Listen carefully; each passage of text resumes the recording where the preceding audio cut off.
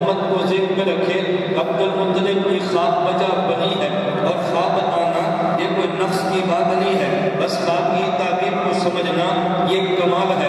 میں خواب پہ بات چلی، ایک اور خواب بیان کرتا چلا جاؤں۔ آپ نے بخت نصر بادشاہ کا نام سنا ہے۔ اس بخت نصر نے ایک مرتبہ خواب بڑا عجیب دیکھا۔ خواب میں دیکھا بخت نصر نے ایک بت ہے کہ جس کا سر آسمان سے لگا ہے، اس بت کا پاؤں زمین سے لگا ہے۔ اس نے بعد میں دیکھا ایک گھوڑا آسمان سے آیا، اس بت کے سر پہ لگا اور اس نے بت کے ٹکڑے ٹکڑے کر دیے۔ اتنا بڑا بت تھا، وہ زدوں میں بکھر گیا۔ اس کو تعجب ہوا اور خواب پوچھنا چاہا کہ خواب کی تعبیر کا پتہ چلے۔ حضرت دانیال اس وقت جیل میں تھے، بخت نصر کے ظلم کا شکار تھے۔ یہ بات ان تک پہنچی تو دانیال علیہ السلام نے سپرنٹینڈنٹ جیل سے کہا، اگر مجھے موقع دو میں بخت نصر کی خواب کی تعبیر بتا دوں گا۔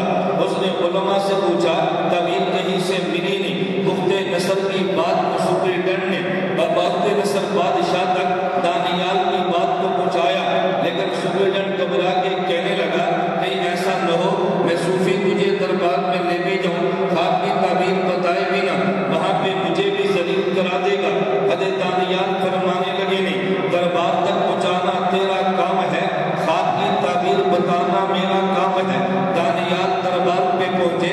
بخت نصر کے دربار کا ضابطہ یہ تھا کہ جو اس کے دربار میں آئے پہلے وہ سجدہ کرے، پھر اس سے بات کرے۔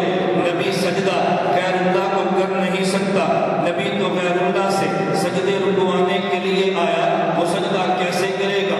حضرت دانیال نے سجدہ نہیں کیا، ڈائریکٹ بادشاہ کے دربار میں پہنچے۔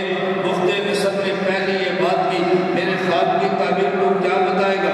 پہلے یہ بتا تو نے شاہی آداب کو بجا لاتے ہوئے مجھے سجدہ کیوں نہیں کیا؟ حکیم الاسلام قاری محمد طیب رحمت اللہ علیہ فرماتے ہیں، اللہ نبی کو اتنی عقل دیتا ہے کہ نبی کی برکت سے جو صحابی کو عقل ملتی ہے، اگر صحابی کی عقل کی زکوٰۃ کو تقسیم کر دیا جائے تو دنیا میں کوئی پاگل نہ بچے۔ اتنی عقل صحابی کی ہے جو نبوت کی برکت سے ملی ہے۔ بتائیں نبی میں کتنی عقل ہوگی؟ دانیال نے عجیب جملہ کہا، اب اگر بادشاہ کے سامنے کہتے ہیں میں سجدہ نہیں کرتا، وہ تو سر اڑا کے رکھ دے، اگر سجدہ کرتے ہیں نبی کی شان کے لائق نہیں ہے۔ دانیال نے عقل سے کام لیا، وہ فرمانے لگے کہ جس خدا نے مجھے تیری خواب بتائی ہے، توجہ رکھنا، اور خواب کی تعبیر بتائی ہے۔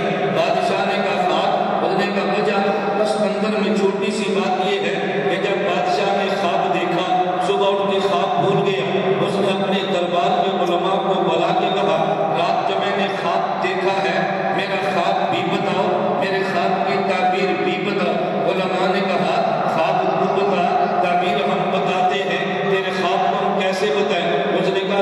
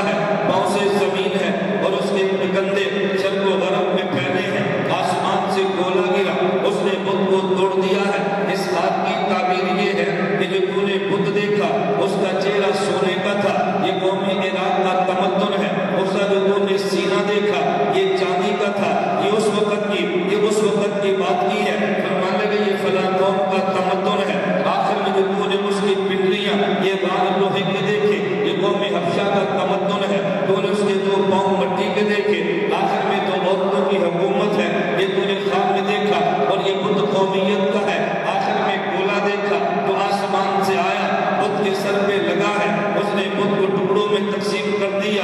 یہ آخری نبی کا دین